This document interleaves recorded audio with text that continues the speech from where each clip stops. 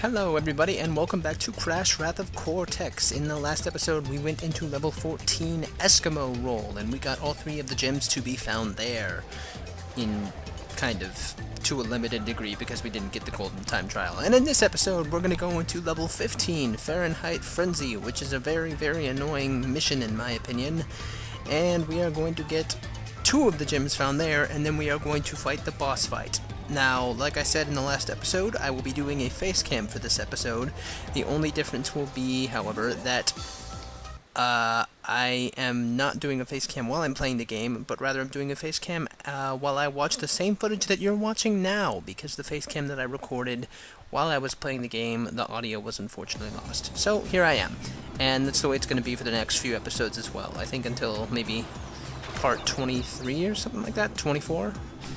In any case, we are making our way through Fahrenheit Frenzy now, and in this run I'm going to be going for the purple crystal and the silver gem. Now, the best advice I can give you on this first part of the map is not to go too fast, even for the time trial, because despite the fact that, you know, you have to go fast in order to get a time trial gem, or at least the best one, if you're aiming for, like, the lower level time trial gem that isn't that hard to get, it is very lenient in the number of seconds that you have to get that gem, and you don't have to rush or anything like that. And if you do rush, you will find it much more difficult. Like, I find it very incredibly difficult to get through this mission without dying once if you're holding down the forward button and not letting go at all. Like, I died so many times. And in this original run, you can see I make it pretty darn far, and then eventually I die, and then I show a couple of my deaths after that, and then I keep going. But I think I make it to the very last obstacle and then die, which made me very sad inside. But this is at least a successful purple crystal and silver gem run, so I mean, I got that going for me. As you can see, my face is more lit up than it was in the last episode. Last episode I didn't use my lamp of light and happiness to make my face look good. Yeah, see, I died on the last obstacle. Damn it. So that's typical. And then I go right outside, and guess what? Second obstacle I run into. And I tried to turn around for the box too. It was stupid. But yeah, I think I died on the same exact obstacle, and then after that I make my way through for good. So yeah. You should have 9 crates by that first checkpoint, by the way, if you want to make sure you have them all. And then you get through these obstacles, and don't fly straight into them like I almost did right there. I actually turned around to make sure I didn't do it, and then I flew right through them anyway, but I was lucky and I went in between them. By the time you get to this checkpoint here, you should actually have about 21, as you can see. Now, I received incredible feedback on my last video. I think all six of my subscribers who watched the video who commented saying that I should totally keep the face cam. You were the deciding factor, and I have decided I will keep doing these, and that it will be a recurring trend, possibly for the rest of the series. Now, I feel like I should add a little bit more news to the bunch that I have done in the past video and this video too. Also, make sure on those boxes that you blow up the TNT and then come back and blow up the steel-covered crates, because if you save them for the nitro crate at the end, it won't blow them up, and you'll lose the mission and the silver gem. But yeah. So I took an unfortunate hit there because you can't walk under them while they're falling. That's really annoying. Anyways, big news. I'm going to change the format of what I'm going to do with that 500 subscriber video a little bit. I'm still, of course, going to be playing Among the Sleep, and it's going to be the best moments from that series that I'm going to do for the 500 subscriber video. But I'm thinking of making a little mini-series, just videos that are maybe 30 seconds long or something like that, of the very best moments from any future games that I play, such as Crash Wrath of Cortex, a horror game like Among the Sleep. I won't do it for past Let's Plays, you know, like Crash Tag Team Racing or Jet Set Radio Future. If you want some of the best moments from those, then you can go to the anniversary video that I put out like 2 years ago or whatever. But yeah, I might be making a little miniature series of 30-second clips just where I'm freaking out or where I scream or something like that, and I could not have died faster. And yeah, make sure you get that. By the way, make sure you get that little invisible crate there. It's kind of hard to see, but yeah, this is where it's introduced. And then get that box there. It's really hard to see. That screwed me over several times in my original runs of this level. But it is there, and you have to get it in order to get the silver gem. And by the time you hit this checkpoint, you should have 48 boxes. That's real nice. So, yeah, the worst of the mission is over, in my opinion. The bonus isn't really that hard on this mission. It's not as hard as, like, the one where you're being chased by rhinos. That bonus was very annoying because you had to do it in a very particular way. But, looking back, I think that the hardest part of this game is possibly trying to get all of the time trial gems, because originally when I was playing the game I thought, oh, well, there's only... Oh, and by the way, you have to make sure you hit that box when it's the TNT, otherwise you won't get the nitro crates under it, and nothing will count, and you won't get the bonus level done completed, and you'll have to kill yourself in order to go back and restart.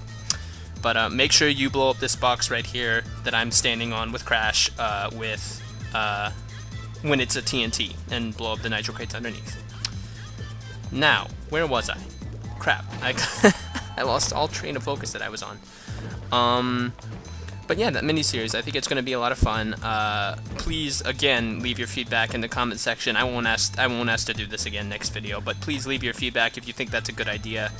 Little mini 30-second videos of just some pretty funny moments in future Let's Plays that I'm going to do. I'm not sure how often it would be. I might put out one a day alongside the video that I make, and I might not. I might be one a day, just like the Crash Wrath of Cortex episodes, and I might even replace them some days. I don't even know. But I just want to entertain everybody and make sure that everybody likes the content I'm putting out. So, if those 30-second videos sound like a good idea, let me know. Now, since that's out of the way, I might as well talk a little bit about the games I'm playing. I realized recently that video games nowadays are incredibly easy. Like, look at Crash Wrath of Cortex. I mean, it's a little bit challenging in some parts, but it's not overly difficult. You can pretty much get the game done without much trouble, except maybe on the time trial gems, and those are just pure annoying, as all time trials are in video games.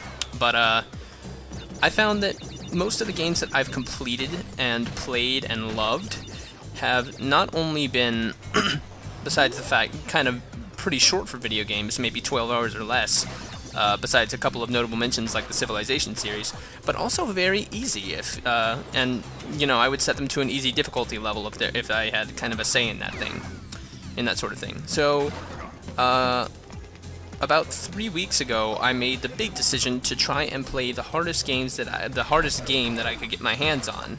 And by the way, I put a transition there, right before that little text indicator that I had put a transition. I did put a transition, and it was like the one in the end of the Jet Set Radio Future series, in that it was almost invisible. So if you'd like to go back and see it, it's pretty awesome. Anyways, I decided to play the hardest game that I could get my hands on, and that ended up being Dark Souls, which I got for free during 1 week on Xbox Live. I'm not sure which week it was, but it's a fantastic game. I've logged over 55 hours on it. As of like 15 minutes ago, I was playing it trying to beat the Iron Golem in Sin's Fortress, for those of you who have played it before. Incredibly hard boss fight, and it's incredibly difficult, but the lore and the story and the aspects of it are all great, and I could not have more fun playing a difficult video game. So there you go, we got all 147 gems, or boxes, and we got the silver gem as a result. And we also got the purple crystal, so that's a pretty good run. It also took me 8.5 minutes, which was way too long, and since I made a whole bunch of cuts as to where I died, it probably ended up being over 10 minutes that I spent on that level, so yeah, not very good. But here's about the part in the recording where I'm freaking out and deciding where to go. And I actually had to cut and go ahead to where I finally decided to do Crashes to Ashes, because that's all I could do. And hey, guess what? Cutscene. Ah, the triumphant hero Crash, reduced to a pile of smoldering ash. Let's finish this. You know, when he says that, it makes it seem like the final boss, but it's not. It's like the third boss. It's not very fitting. Now, I don't know if any of you have noticed this about the Crash series, but I think my favorite part about it is the awesome music, because I want to give you a second just to listen to this.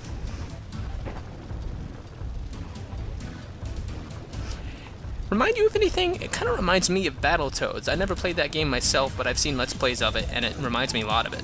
Now, let's jam.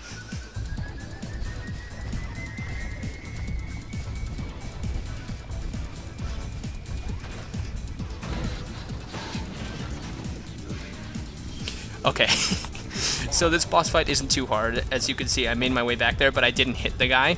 So what you have to do is, while you're running away and you're trying to avoid all these flaming boulders and that, it's not too hard. You can double jump and avoid them pretty easily, because he takes a while in between shots to throw them.